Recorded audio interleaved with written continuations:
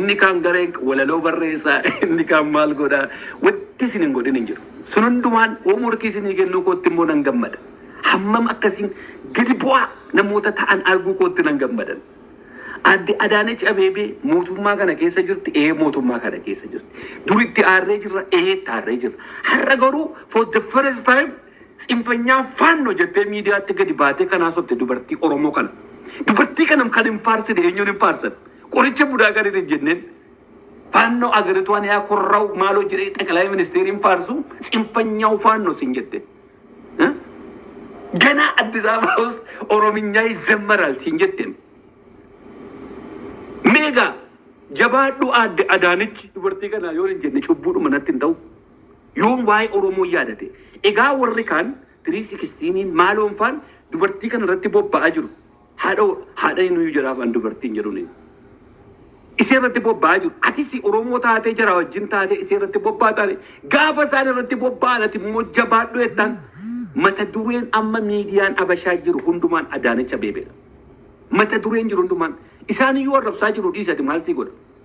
Yoo illee faarsuun barbaannee afaanuma qabadhu ani hin faarsine amman qoricha budaa hin jedhe maaliif maraachaa jirti jara. Warra budaa ijisiisaa jirti. Miidiyaan waa'ee isheen dubbatin hin jiru. Maaliif kun hundumaa magaalaa Finfinnee keessatti alaabaan sun alaabaa keenyaa hin furannaa sun waan biraa. Garuu alaabaa Oromoo jedhalinoo jiru alaabaa sana fannisiiste. Afaan Oromootiin faarfachiiste. Sababii kana gooteef irratti bobba'aa jiru. Atoo inni Oromoon jara wajjin taateetti bobbaata hin qaanfattu xiqqoodhuma see natti ulfaata kan. Kondominiyeemii barbaadaaf nan barbaada utuu naa laatte Adaanech yoo dhaggeeffachaa jiraatte nan barbaada naa kenna daraa rabbii. Maal rakkoo qaba yoon furadha. Lafa barbaadda nan barbaada maaliif hin barbaadu. Garuu dhaqee karadhee hin beeku. Kottu laa kaalemetrii 500 siilaan naaf Finfinnee ta'u burga naman xiyyaara muradhee deeman tikeetii muradhee maal rakkoo qaba. Biyya abbaa kooti sanaaf hin falmachaa jiran. Qabsoon geggeessaa jirru abbaan biyyummaa keenya akka inni nuu mirkanaa'uuf Finfinneen kan keenya tuma jennu Finfinnee keessa kondominiyeemii siilaan nan lakkiin hin barbaadu qabsoorra hin jiran jedhaanii. Jettu maal warra waggaa meeqa qabsoo keessa gammoojjii keessa waliin ture Finfinnee ga'ee waliin ganne. Waliin of hin goyoomsina. Kaayyo nan qaban habtaamoon kaayyoon qabun kaayyoon qaba kaayyoon ko nama Oromoof hojjete jabaadhu jechuunidha kan anaaf kaayyoodha seefintitti hin fakkaatu warra makka jiru warra yeroo bara 2018 tikeetii murate salfiidhaan naqee waajjira taakkalee fuuldura dhaabbachaa turedha inni dhaabbanne si wajjin hin dhaabbanne booda ga'een si wajjin hin kadhanne booda ga'een asin nagaadhaan hin jiraachaa jiru hojjechaa hin jiraa gammachuun qaba ijoollee koo nan guddifadha ofii kooti rakkoon qabu baran. Waa'ee uummata kooti nama garuu bilisiginnaa keessa ta'u abaa'oo keessa taa'ee hattuu yoo ta'e saamtuu yoo ta'e jaalle jetteen faarfatta bilisiginnaa keessa immoo taa'ee uummata keetiif hojjetu jabaadhuu jettaan bara. Kana bara yoo kana bartan malee akka kanatti eessa ga'uu hin dandeenyu. Waan dheengadda uummata keenyatti ta'aa ture sana tokkummaadhaan naqanii wanti isaan godhan miidiyaa irratti hin dubbanne. Tokkummaan sun nu barbaachisa.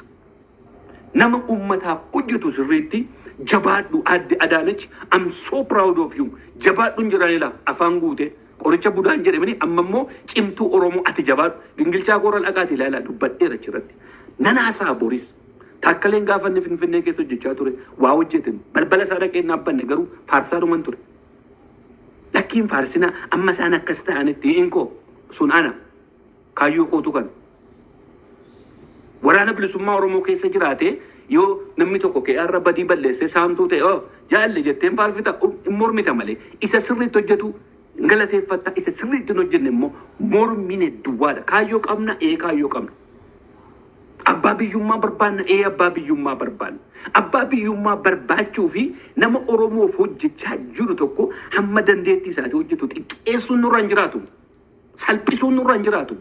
Arrabsuun nurra hin jiraatu yeroo inni kaan itti bobba'u ati immoo itti bobba'aa yeroo kaan itti bobba'i rakkoon qabu yeroo inni kaan itti bobba'u garuu dhaabbadhu jala akkuma kana gochaa turtan namoota keenya darban mee yaadadhaa mee dudduubatti deebi'aa siyaasa jibbiinsa keessa yoo baane duwwaa waa hojjechuu danda'ani waaqayyoo na galatu waaqa isa jiraata jibbiinsa siyaasaa keessaa na baaseera dura akkatti nama jibbu dura warra kaayyoo ani hin deeggarre jala deemanii baay'een jibba baay'een arrabsas gooftaa galatu namoota utuan hin beekin naa jilbeenfatanii naa kadhatantu jira. Utuan hin beekin na keessaa baasan adamanaa koofadha. Na keessaa baasan oromummaa na keessaa baa oromummaan koo sabboonummaan koo bilisummaa hawwuun koo jaalala hawwuun koo tokkummaa oromoo hawwuun koo yoo islaamni tuqame namni gadi bee haasa'u ana maaliif islaamarraan kondomineemii barbaade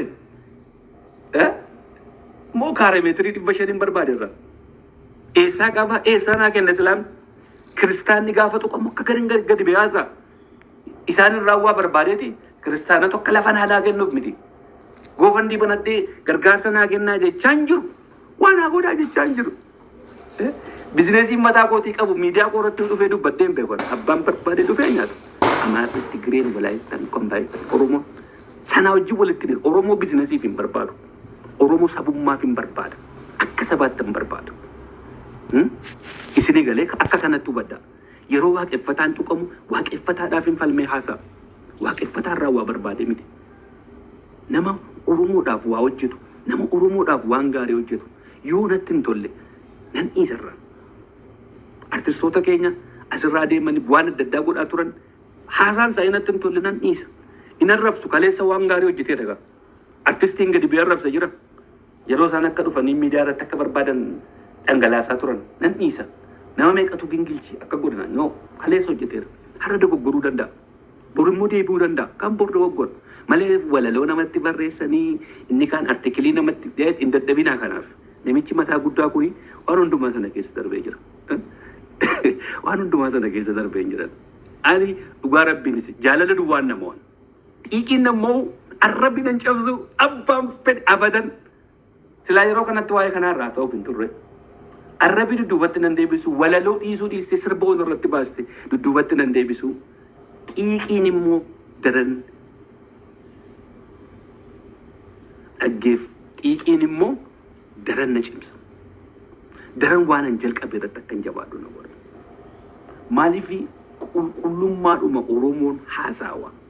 Addi Adaanesh keenya ila ammas warri garaanas hin ciniinu warri mataanas hin dhukkubu dabalees naa dhukkubu. Jabaadhu. Siyaasa isiitti nan haara mootummaa seen keessa jirtu hin deeggaru. Bilisiginnaa hin deeggaru. Hojii isheen hojjechaa jirtutti garuu mataa dhukkubbii qoricha budaa taate warra budaa iyyisiisaa jirtutti immoo itti gammadeera. Dubartoota keenya mee ilaalame. Dubartootuma mootummaa kana keessa jiran. Mee dhiira mootummaa kana keessa aangoo qaban nama tokkittii gadi ba'ee waan Oromoo keenya irra ga'aa jiru namni balaaleffate hin jiru. Dubartoota immoo mee ilaalaa maqaa isaanii dha'uullee waan barbaachisuu baate. Warra balaaleffatan keessa keessumatti immoo shamarran Harargee. Warri balaaleffatan baay'ee. Adde Xayyibaafa maqaa isaanii isinidha ayyuu adde Fariyaa Xayyibaafa hunda isaanii dhugaa dhiira tokkitti magaalaa Finfinnee keessatti yeroo injiinar Taakkalee gurbaan ijoolleen lafa saamanii poolisiin ajjeese wayyaa gurraacha uffatee gadda dhageera uummata isaa mormirraa muramaa jiruuf jecha tokkitti si barreesse yoo haasaa jettan kan haasa'u taa'een inni waa'ee simmintoof waa'ee maalii haasa'u jecha tokko irraa balleesse gaafa ijoolleen keenya mormirraa citu maaf wal soomna. Faannoo isa uummata keenya akka godhaa jirutu Finfinnee keessa jiraattee miidiyaa isaaniitiin dhaabbattee xinfanyaa faannoo siin jette. Shanee itti dabalteetti shaneen kam akka ta'e hin beeknu nuti. Waraana bilisummaa Oromootti beeknu. Kanaafi waan gaariin kasii gaafa dhufu har'a ofuma keessaa naasee yeroo kaanis irruma deddeebinee haasofnaa akka kanatti yoo walitti himnee wal barsiisaa deemne malee eessa ga'uu hin dandeenyu. Akka Oromootti bakka walii kenna yeroo waan gaariin hojjetamu jabaadhaa hin barbaannu amma humna keenya faffacaasaa qofaatti nu baasanii morma nurraa muru qofaatti nu baasanii nu ajjeesu qofaatti nu baasanii gandaan nu qoodanii amantiin addaan nu baasanii wanti miidiyaa kana irratti labsamaa jiru baay'eetu jira. Kanaaf sana dhiifnee tokkummaadhaan hojjennu gaafa isaan hojjetan jabaadhu jenna gaafa isaan hin hojjenne immoo akka irra kaamu. Akka kanatti amanan. Ani kun amantaa kooti warri waan an jedhu kana deeggartan goo hedhanaa wajjin jedha. Warri immoo hin deeggarres mormuu dandeessu. Garuu artikilii namarratti barreessu, walaloo namarratti barreessu, namarraa geeraruu, namarraa caraanaa ooluu sana dhiisa. Namichi inni kun sana bira darbee jira. Wanti akkasii salphaan akkasii kun dudduubatti nu deebisu. Fayyaa ta'a. Adnaan Wassaa Badeeroo